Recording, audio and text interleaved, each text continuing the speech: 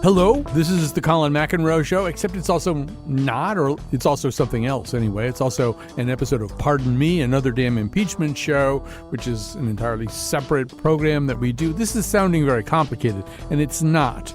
This is a program that we recorded over the end of last week. It includes an interview with Chris Murphy, our U.S. Senator, after the impeachment. It includes some reflection on how history processes these things, especially through the medium of obituaries. It's got all kinds of other stuff in it, because we always make Pardon Me into like a fabulous treasure chest that you just open and begin pulling out baubles and doubloons. So get ready to do that.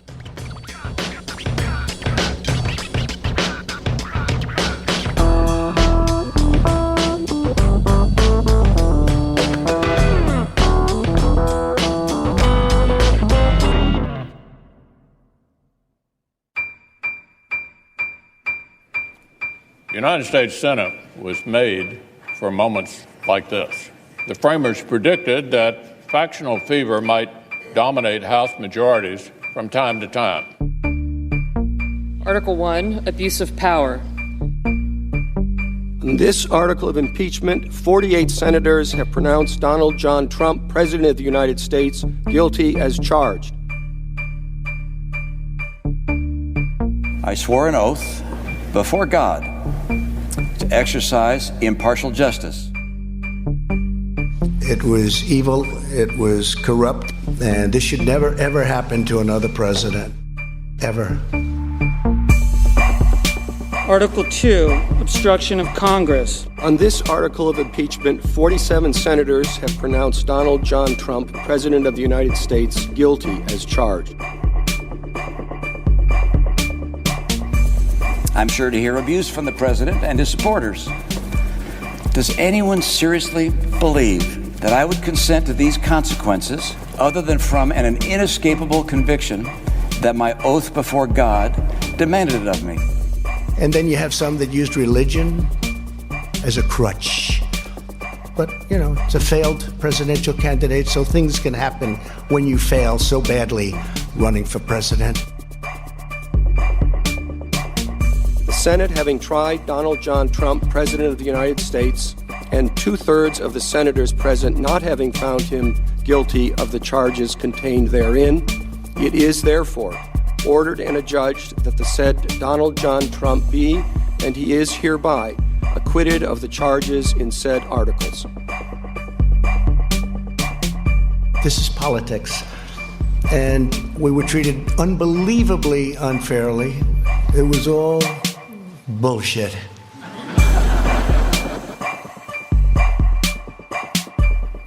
I hope we will look back on this vote and say, this was the day the fever began to break. I hope we will not say, this was just the beginning. The Senate, sitting as a court of impeachment, stands adjourned, sine die. This is Colin McEnroe. Welcome to Pardon Me. You know my favorite part from that montage? Favorite is kind of a conditional word, but that montage done by our producer, Jonathan McNichol, it's not the bad word, which he says in the East Room of the White House. We're sorry about the bad word, but he said it, not us. No, it's when he says, this should never happen to another president again. And I'm thinking, good point. We'll try to warn future presidents not to do the kinds of stuff that you get impeached for. But he hasn't obviously learned his lesson. You know, you can think about this whole process and this whole week a lot of ways. And one of them is a dark night in Baltimore and the gunshots ring out and there's a guy who's dead in the street and there's another guy shot in the leg leaning up against a tire, and then you hear that whistle.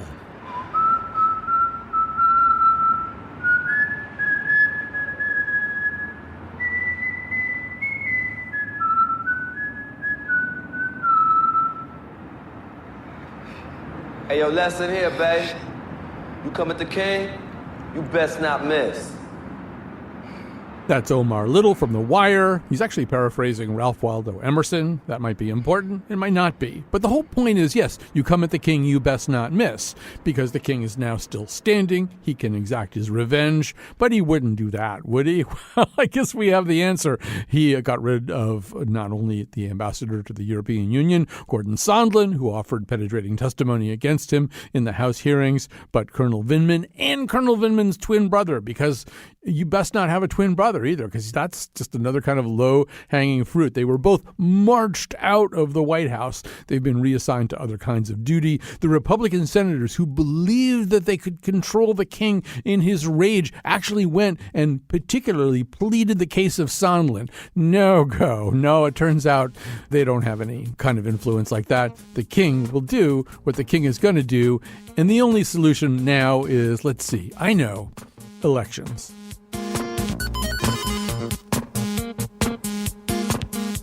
So at this time, it's our privilege to talk to U.S. Senator Chris Murphy, Democrat from Connecticut. Welcome to our show, sir. Thanks for having me. You've been through an incredibly traumatic week, and I'm not really talking immediately about the impeachment trial so much as the trade of Mookie Betts by the Red Sox. I think we should get that off the table right away.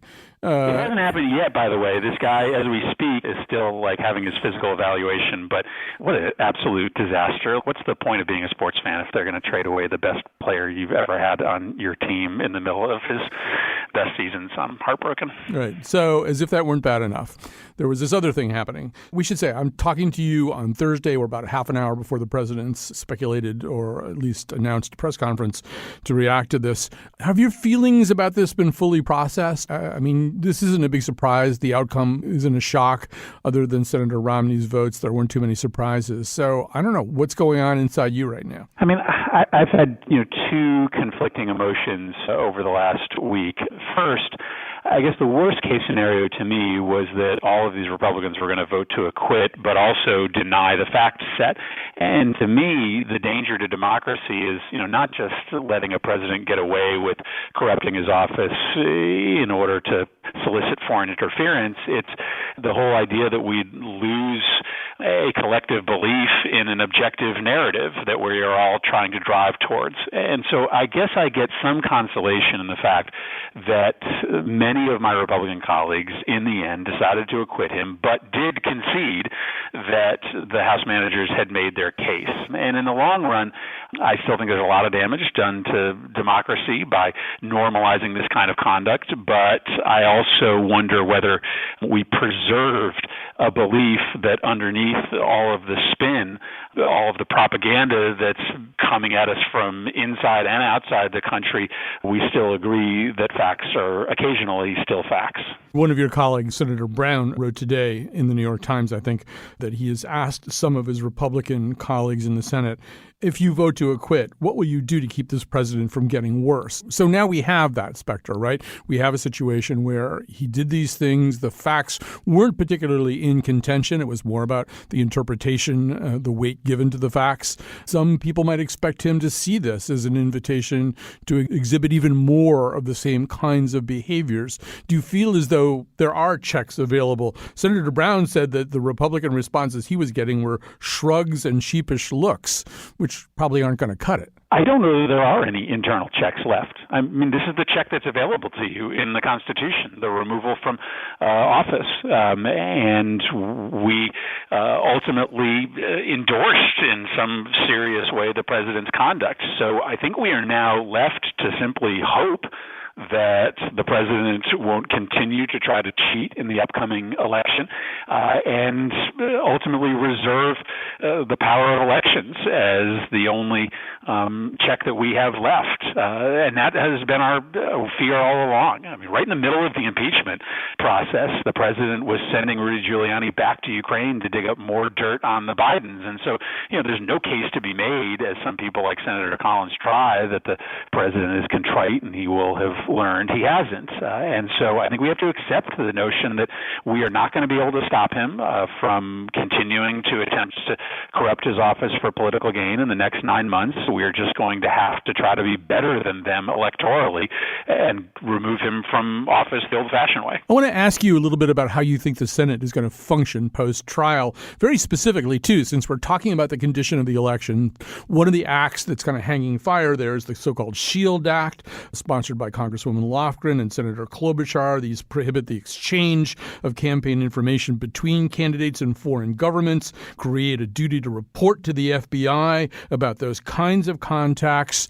This is, I believe, passed in the House, waiting for the Senate. What do you think is going to happen with a piece of legislation like that seems directed at or desirous of creating a remedy to the problem we're talking about? Listen, we had to drag Mitch McConnell kicking and screaming to the table in order to get some money in this latest budget sent down to the states for election security measures. And it took a Herculean effort to simply try to get some resources so that states like Connecticut can stop the Russians from hacking into our voter system. I don't think there's much of a chance that we're going to get any of these other measures that seek to make it a little bit harder for campaigns to coordinate with foreign governments passed through the Senate and to the president's desk.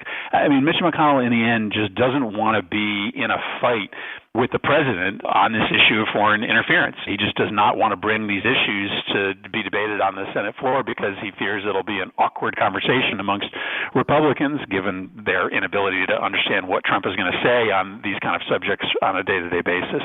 So, I think we've got money coming down to the states. That will be helpful, but I don't think that we'll see any more action from McConnell, especially after impeachment finishes. When you see these awkward conversations, it's one of the things that I've been trying to understand here, and I'm not asking you to go inside the minds of your fellow senators, your Republican senators, but I feel like we live in a time where the intimidation coming from the top is unprecedented, at least in my lifetime. The way in which people like Ambassador Yovanovitch or Colonel Vindman wound up feeling as though they were really put in a position of danger or jeopardy. And as I look at some of the people who seem to be wrestling with this vote yesterday, and when I look at Senator Romney, who I just listened to an interview he did with the Daily of the New York Times, and at the end, Mark Leibovich said, I just hope he knows what's coming, which is, he said, it's going to be like a chandelier falls on him. I mean, the consequences, it seems to me, for defying the president are unusually high. It's never an easy thing to do with any president, but we seem to be on virgin territory here. Yeah, and it's because, this presidency is a cult of personality, and so that pressure doesn't just come from above through the president's Twitter feed and the social media campaigns of his family members. It comes from below as well. I mean, there is a unfortunate viciousness to much of the president's base, and that is the reality for, especially members of the president's party who are today expected to pledge their 100% fealty to the chief executive. And so I think that worry about crossing the president for Republicans is, not just what's going to happen from the White House, but also, just how uncomfortable their lives and the lives of their family members are going to be, once that harassment campaign starts from the president's base back home. And I think that's a real fear that a lot of members have. Just as yesterday's verdict was coming down, we had almost simultaneously Attorney General Barr issuing new restrictions requiring the FBI and others under the Department of Justice to get specific Attorney General approval before investigating any 2020 presidential candidates. That could be interpreted any number of ways, but it did seem a little bit like a shot across the bow, particularly given the timing. Yeah, I think one of the really disturbing legacies of the last year has been the complete folding in of the Department of Justice into the White House's political operation. It's always been an awkward relationship, right? The Attorney General is selected by the president, technically works at and under the White House's direction, but has always preserved a level of independence, in part because you have to, understand that there may be a point at which you are forced to ask some tough questions questions about the conduct of the White House. Bob Barr has just made himself a part of the president's reelection campaign, and this sort of preview that they are not going to take seriously any outside attempts to help the president will, in the end, ultimately just be an invitation to those entities, whether they are in North Korea or China or Russia, that are going to leap to the president's defense. So unfortunately, I think that announcement is going to make it more likely that you see the Russians or someone else get involved once again in the upcoming election. Given that level of divisiveness, how equipped is the Washington apparatus these days to pull together about something that might be a threat that has no particular partisan tincture to it? And I'm thinking of coronavirus. That may be the next, it may be less than we think it is. We don't know how lethal it is right now or how pervasive it's going to be. But imagine that it were to loom larger than it does now. That's going to require some kind of marshaling of the political apparatus, of the Department of Health and Human Services, of Homeland Security. And we're all going to kind of need to be on the same page, ideally. How equipped is Washington to do that right now? I mean, there is this general contempt for government that exists today inside the Republican Party and certainly inside this administration.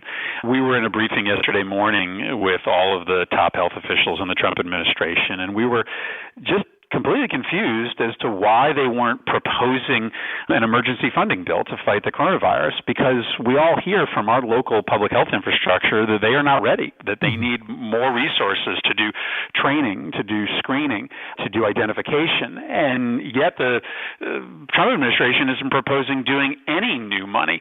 And it's in part because they just have a fundamental disbelief that government can deliver anything meaningful. And so they're not ready to make those investments today. The other problem with coronavirus is it requires an international response.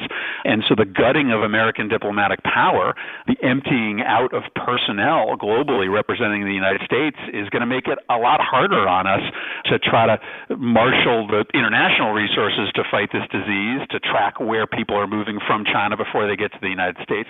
So it's a dangerous moment. This is probably the least equipped administration in our lifetime to deal with a pandemic disease, and I don't think they're ready. Right. I think it goes even further. I mean, in order to deal effectively with the international problem, you've got to have open channels to a lot of different governments, and they've got to feel as though they're not going to be penalized for being open about what they know. In other words, if you suggest that that all of your policies are going to be punitive, restrictive, and inclined to impose all kinds of bans without a lot of evidence, you create a feedback loop where the other governments don't want to tell you what they know. Yeah, I mean, listen, there's this general disposition that nations have today, which is to stay away from the United States, right? You're going to get double-crossed by us. You're going to get drawn and dragged into our domestic politics. And so you're just better off doing deals with other nations and staying clear of the Trump administration.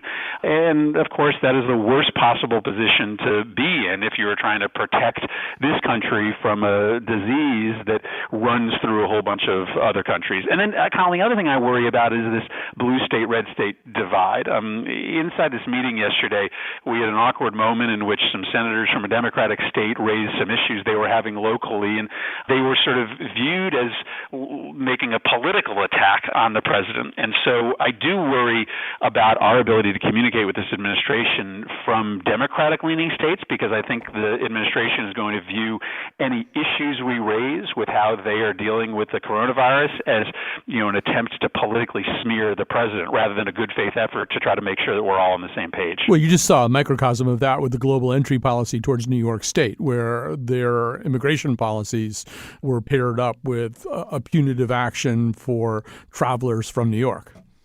Yeah, and that's been the entire way that this administration has operated, is to sort of just separate the states into the Trump states and the Hillary states, and we unfortunately get treated with a very different standard than the states that voted for the president and that they hope will vote for him in 2020. You were, I think, pretty hot under the collar at the end of the State of the Union address. A lot of people were. You said that you wished you hadn't gone. This is an election year State of the Union address. We know what they're like. They tend to be laundry lists lists of accomplishments. What was different about this? And I guess the other half of the question is, I don't know, you slept on it? Did you feel any different? No, I was so mad. I was so mad because it wasn't just the president's conduct. It was also the conduct of the Republicans in the room who very gladly and willingly turned it into a political rally. I mean, they were chanting 4 more years at the State of the Union speech, which I don't think I've ever seen before.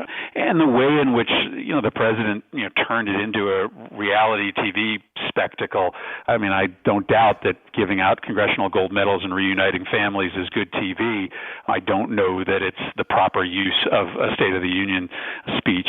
So I felt suckered. I felt like I had been invited to a State of the Union speech. It turned into a political campaign event. You're right that presidents tend to, especially in their final State of the Union speech, make the case for re-election, but I thought he crossed a line, and that'll be the last time I make that mistake. Have you spoken to Senator Romney yet? And if not, what do you want to say to him when you get that chance? I've had the privilege of getting to know Senator Romney over the last year. We spent a week together in the spring traveling through the Middle East. He's the chair of the Middle East subcommittee on the Foreign Relations Committee, and I'm the ranking Democrat. So we talk a lot, and I have gotten to talk about the president's conduct with Mitt a lot. I think he knows that he is already a figure of history, and he is really looking at a lens 100 years out in terms of how the history books are going to treat him.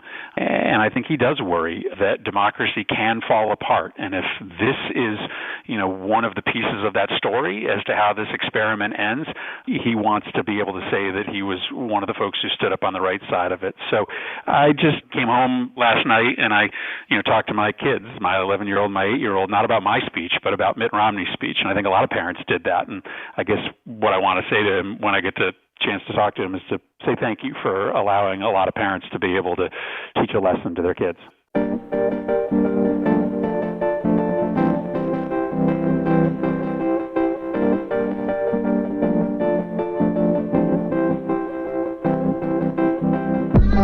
That was U.S. Senator Chris Murphy, Democrat from Connecticut. So there's a kind of voice that we haven't included so far in this story. In all these weeks we've been telling this story. And it's the voice of somebody, just a regular citizen who went to see the proceedings. And luckily, as fate would have it, we were contacted by a guy named Kyle Knickerbocker. Kyle Knickerbocker is kind of a good name for this, too. It seems like the name of somebody who should have been present at some landmark historical event. So Kyle Knickerbocker gets in touch with us to tell us, he's been going to these things. And here's who Kyle is. So I'm a U.S. Merchant Marine. Been doing so about 10 years now. Started off down near New London, and ever since then I've worked offshore. In fact, next week I will be getting deployed overseas to Diego Garcia.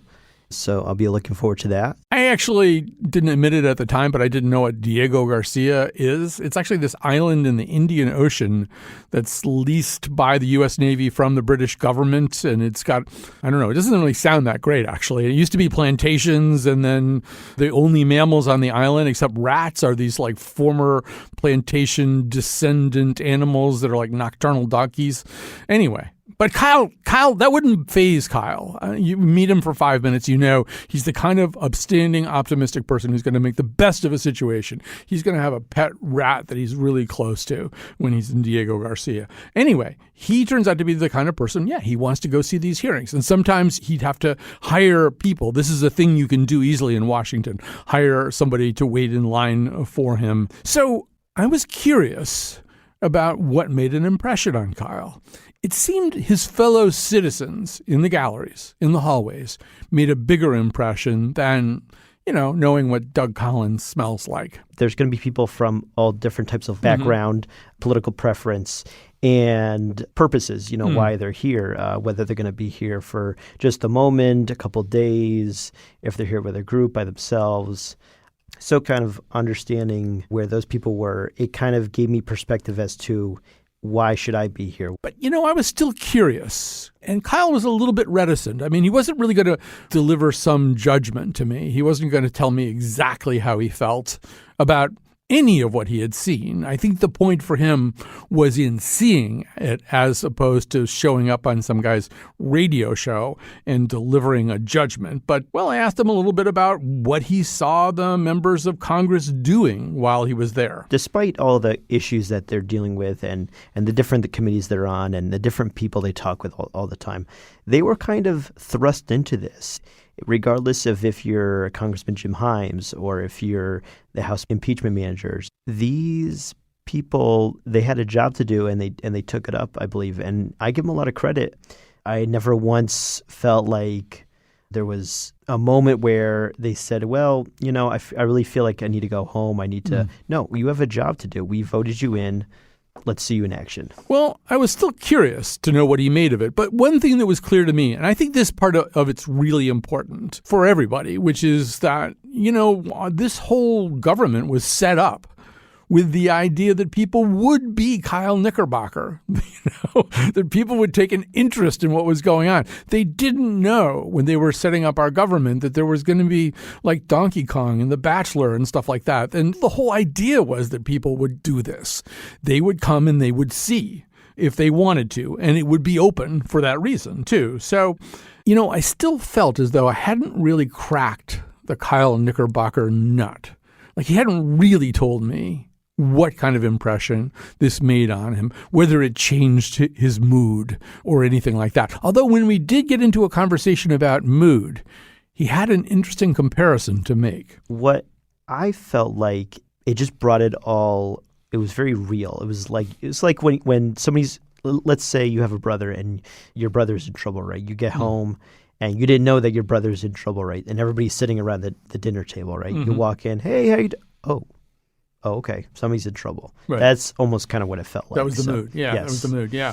And even though Kyle and I wound up talking for, 20 minutes, I never really got him to say exactly what he thought. And I reflected on that later and I thought, well, the day that we were talking was right after the final vote, and then the very bizarre prayer breakfast, and then the even more strange East Room, whatever that was, the rant in the East Room of the White House. And there's a sense that Romney is going to get punished and Vindman's going to get punished. And why, if you were a 28-year-old merchant marine with your whole life ahead of you, why would you tell anybody what you were thinking? That wouldn't be smart. So Kyle, he kept a smile on his face and some ramrod merchant marine posture, and I appreciate that about him. And I also asked him, is this going to get to be a habit, right? Is he going to be one of these guys or people anyway, who show up at important public governmental landmark events? I went to these impeachment hearings and trial by myself, but I hope in the future that, if I was to get more involved, that I get some people coming with me. I just hope that's not his idea of a Tinder date, all right? Because that's going to be weird. Not everybody's going to want to do that. But I think it is important that you heard from Kyle. And, pretty soon he'll be on Diego Garcia, and this will all be a really distant memory. And we'll still be here with the political weather we're living in right now. We're going to take a break here and come back with a new edition of Factoids with Chion Wolf, and then a conversation with Ryan Goodman about how these senators will be remembered in their obituaries.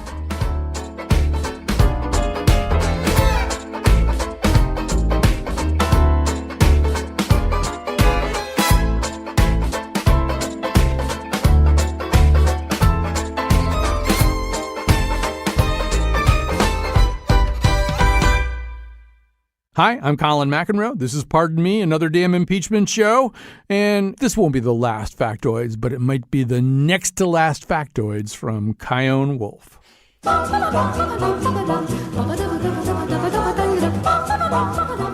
Censure resolutions were introduced against Presidents Lincoln, Buchanan, and Taft.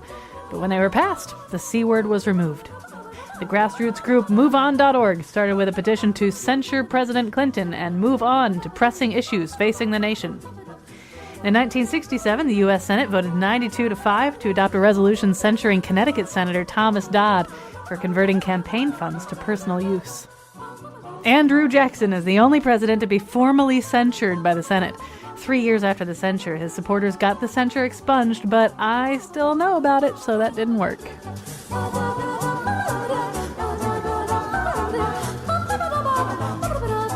Republicans were offended when Adam Schiff claimed that potential impeachment defectors were threatened with having their heads on pikes. When Mitt Romney's decision became public on Wednesday, Donald Trump Jr. immediately demanded by tweet that Romney be punished by expulsion from the Senate Republican Conference. On the floor of the Senate on Wednesday, Chuck Schumer used Dershowitzian as an adjective. In the 1990s, White House counsel Pat Cipollone worked on a case supporting the Knights of Columbus's right to put a Christmas creche on the town green in Trumbull, Connecticut. The Knights eventually won, as Cipollone was made an assistant supreme advocate in their New Haven office.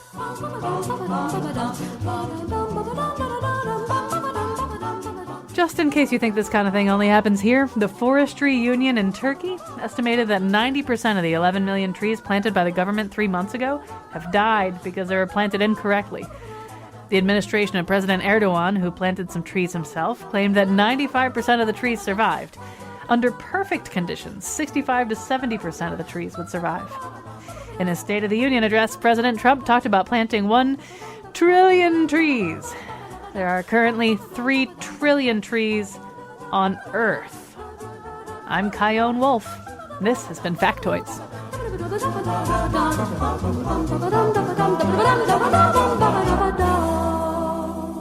You know, we've been hearing a lot about history over the last few days. Actually, we've been hearing a lot about history for weeks and months, but very specifically about how history understands something, how recollection understands an event.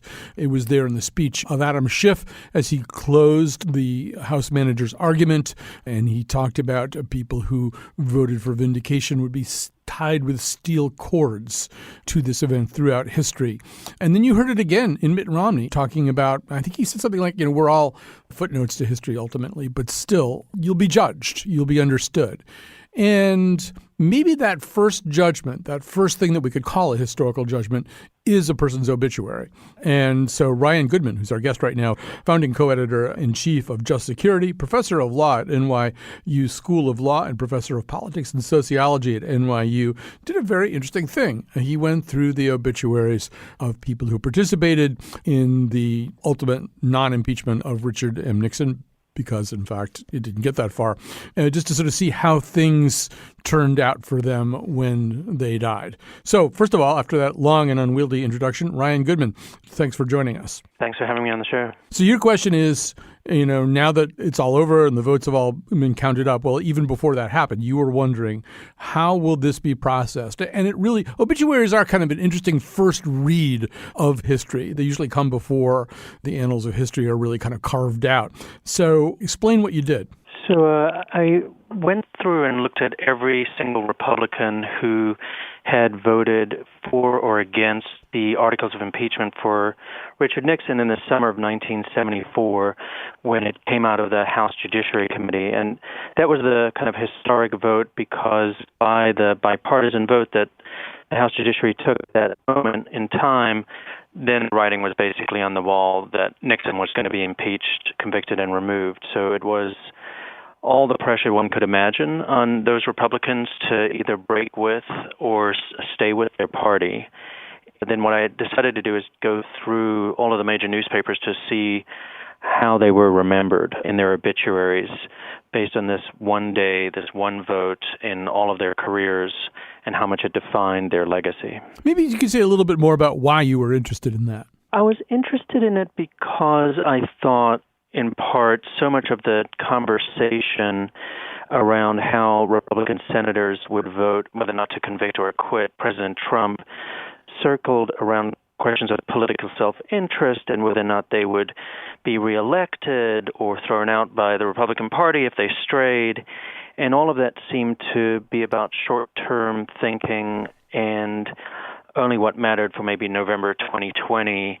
And I thought this is something that's much more significant and solemn than that, and that it's a moment for them to, in fact, reflect on how they'll be understood forever. And self-understood, understood by their children, their grandchildren, and how it even affected in some significant respect their family name, because these are people who have obviously obtained some level of power and prominence in our society, but their name and what they carry with them is so defined by this choice, as Adam Schiff in some sense had actually said it on the floor of the Senate, because it is a choice that so significantly shapes the course of our nation's history, this one vote. So that's why I decided to do it and what I was looking for. Let's actually hear a little bit of how Senator Mitt Romney did process part of that question. The people will judge us for how well and faithfully we fulfill our duty.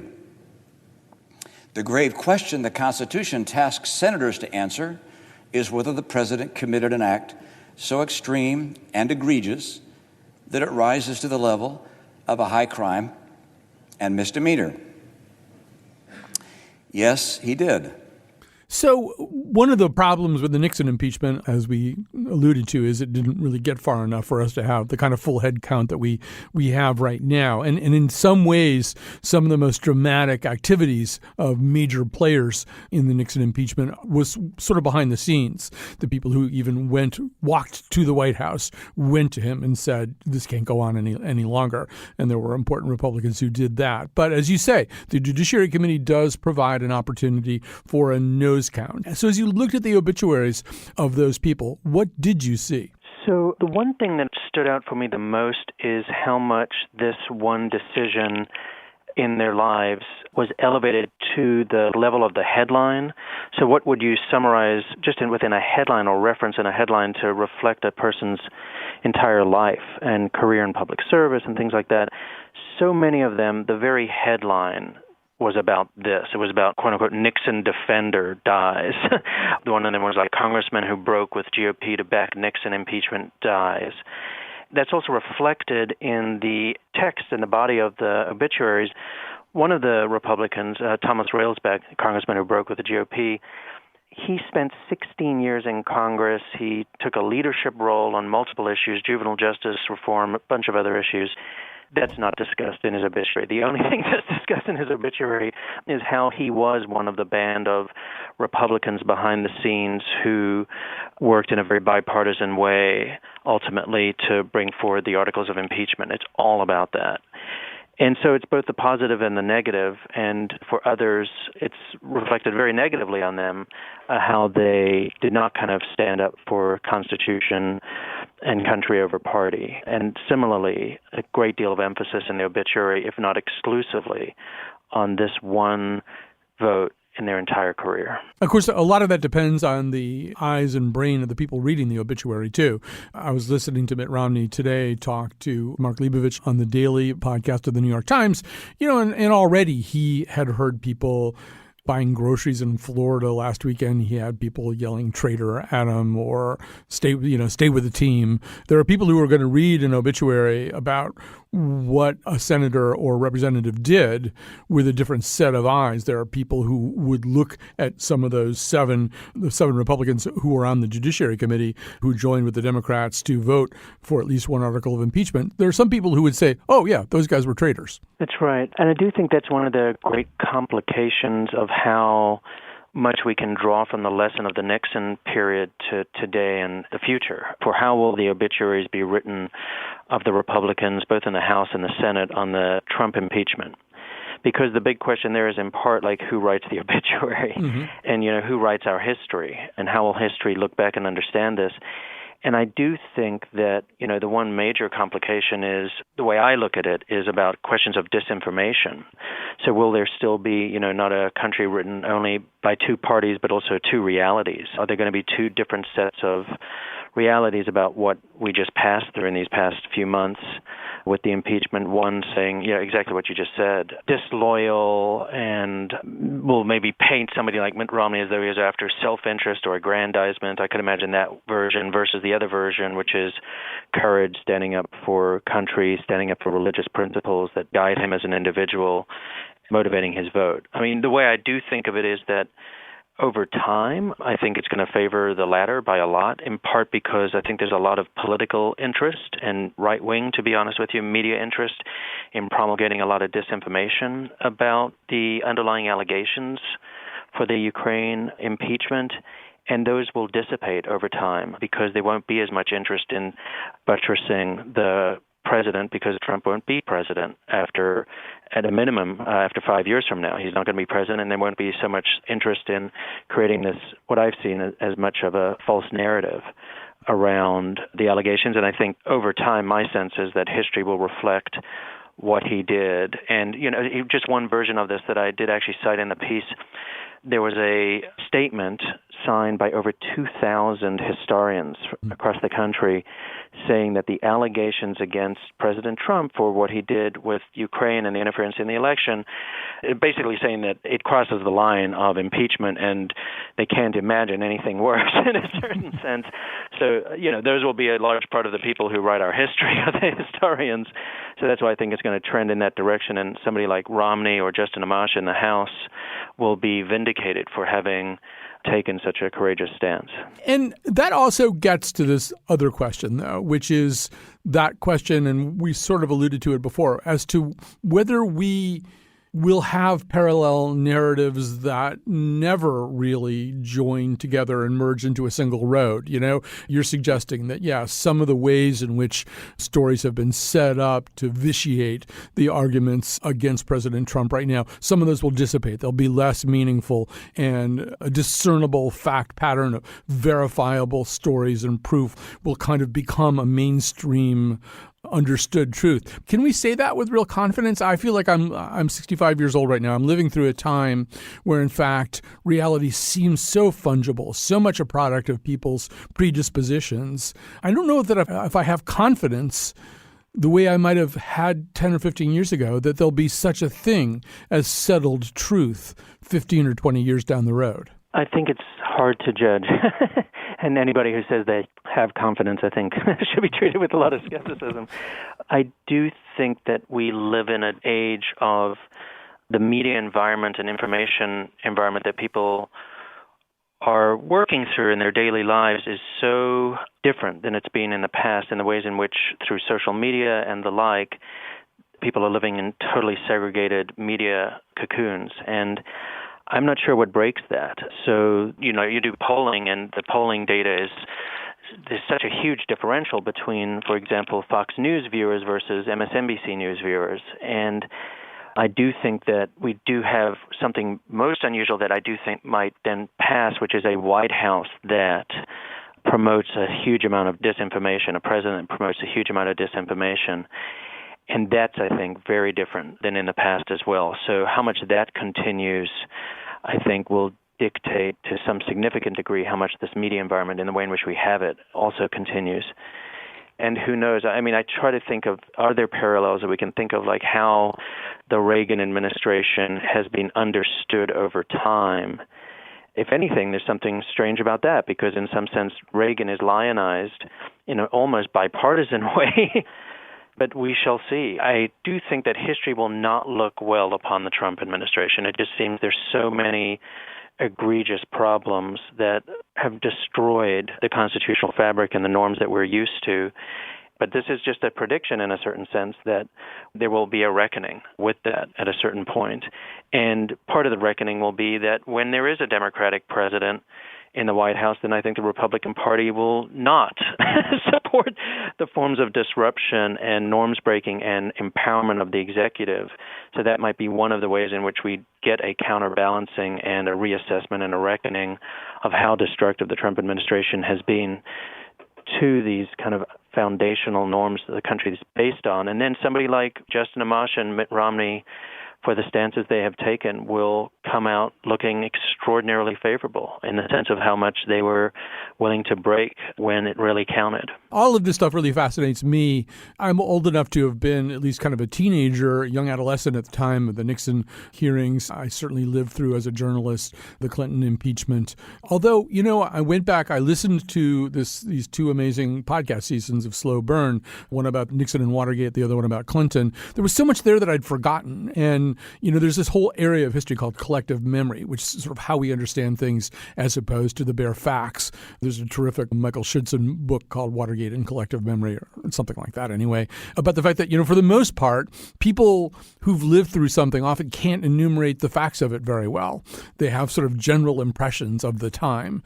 That's another thing that your piece made me think about, which is that even 10 or 15 years out, it may be difficult for a lot of us to reconstruct exactly what was going on. We've been drinking from such a fire hose of information and, for many of us, truly alarming indicators. I'm not sure that I'll be able to tell the story coherently 10 or 15 years from now. Yeah, I totally see what you're describing, and I also think that, just one piece of it in terms of how we even understand what just happened in the last 24 hours, because in some ways it's the bookend of the entire impeachment process, and the way in which our media is now telling us things like, this is a quote-unquote a win for Mitch McConnell and for the president, and the president's going to go on an impeachment victory lap or something like that.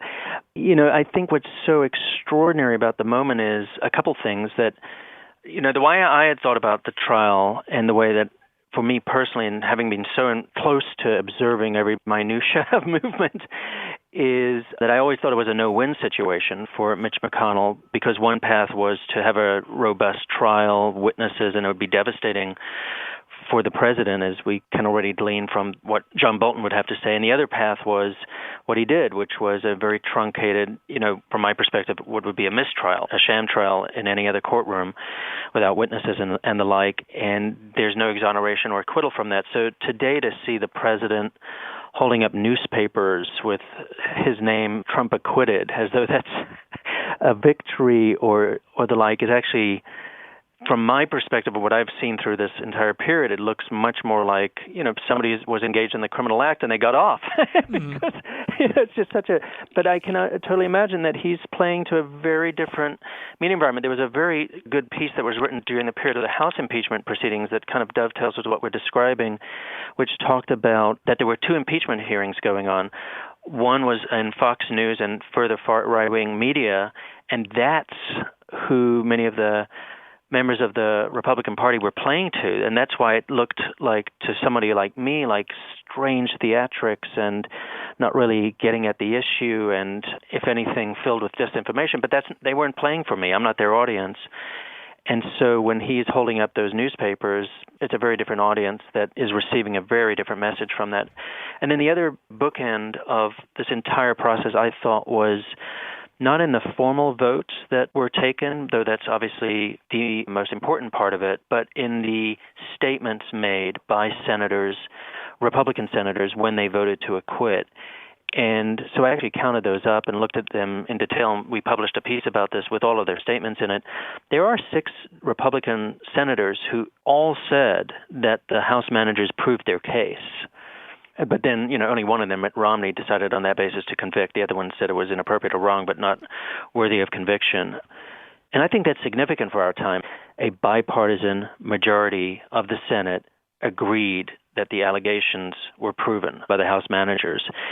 And so, the president can maybe claim, he can say exoneration. I wasn't found guilty as, based on a conviction or a criminal, or not criminal, but or a penalty of conviction and removal. But my goodness sakes, a bipartisan majority of the Senate, which is very hard to come by with all the pressure on these Republicans currently, found him guilty as charged in a very strong sense of what that means. So maybe that also will seep through in terms of how people think about what we all just collectively experienced. Right. I mean, as you and I are speaking, the president has just wrapped up this 50-minute peroration of just kind of in which he kind of rambled through the entire history of his presidency and even the months that preceded it. And I found myself thinking of those 6 or so senators that you're talking about, some of whom use the rationale, this is a warning to him. He will be chastened. He will be aware of the fact that when he does things that cross certain lines, the world is watching. And so, a lot of how that plays is going to depend on the facts of the ensuing months leading up to November and, as you alluded before, possibly another 4 years after that. But if this turns into an even more of an untrammeled expression of power and majesty and unchecked might on the part of President Trump, some of those assurances offered by those people who did perceive offenses to have been committed but just not worthy of impeachment, that kind of solace that they offer is going to seem rather cheap if we're about to go into some kind of new reign of terror. Yeah, I think so. And so Senator Susan Collins from Maine, within 24 hours, backed up of her statement to say, well, only I hope it's aspirational that he will be chastened or learned his lesson. And I honestly think in the most solemn way possible, we are headed down a very, very dark corridor because President Trump has taken this, it seems, by all indications as a sign that he is unfettered. And he, to a certain extent, he's correct in that perception because this means no congressional oversight. And the big question is, what can the House really do when you, for example, when you have the executive branch not even respecting subpoenas on regular oversight, plus when they're at the zenith of their power through impeachment power, and when people come before the House and have lied to the House or to the Senate, who does the Congress rely on to enforce the law against lying to Congress? The Justice Department, which is run by Attorney General Barr, which I would think those witnesses take solace in the fact that they suffer no risk of legal liability under Attorney General Barr. The only way in which they might think that their incentive structure aligns differently is because this presidency might be over within 12 months, and it might be a very different Justice Department that can look back at both violations of law and criminal law in the administration and violations of lying to Congress and failing to honor subpoenas by Congress. So just to take one example, I think one thing that's just remarkable about the Ukraine allegations is a criminal law that's in our country called the Hatch Act, which says that U.S. officials cannot engage in political campaigns in favor of one candidate or another. The allegations totally implicate the acting chief of staff, Mick Mulvaney. In Hatch Act violations, independent nonpartisan groups have filed complaints under this heading. Now, Mick Mulvaney might have no concern whatsoever in an Attorney General Barr Justice Department, but come January 21st, 2021, he needs to think about a very different calculation potentially. So I think that's the way in which I think there is still some check. It's about what happens after this period, but the period that we're entering right now, I think, is a very worrisome one for the country.